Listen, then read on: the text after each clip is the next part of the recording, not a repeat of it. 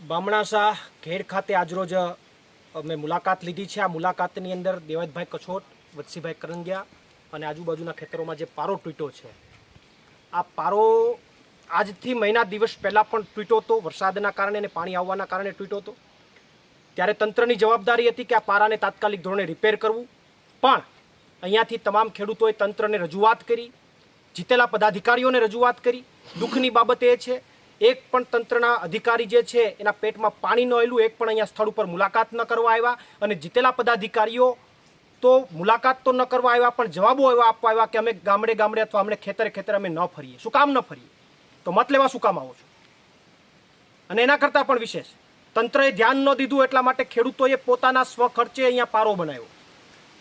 6 વીઘાનો ખેડૂત પોતે 3 લાખ રૂપિયા કે 4 લાખ કે 5 લાખ બગાડે, આ બહુ મોટી બાબત છે।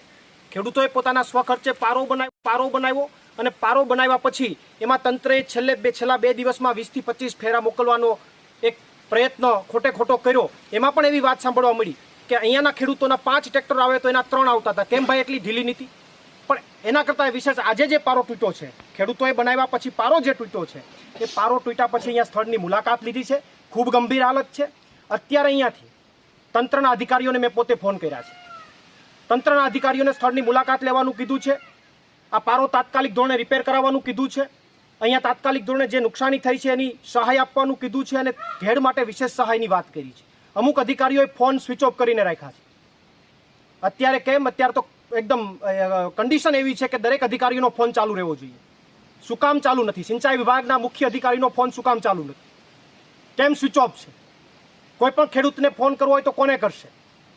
એટલે અધિકારીઓને પણ કહેવા માગું છું, અહીંયાથી મેં બધાને ફોન કર્યા છે જેના ફોન સ્વિચ ઓફ છે એને પણ કહેવા માગું છું કે તાત્કાલિક ધોરણે સ્થળ ઉપર મુલાકાત લો, તાત્કાલિક ધોરણે જે કોઈ પણ માગણી છે એને પૂર્ણ કરો, નહીતર હવે લડાઈ અધિકારીઓ સાથે મારી હશે।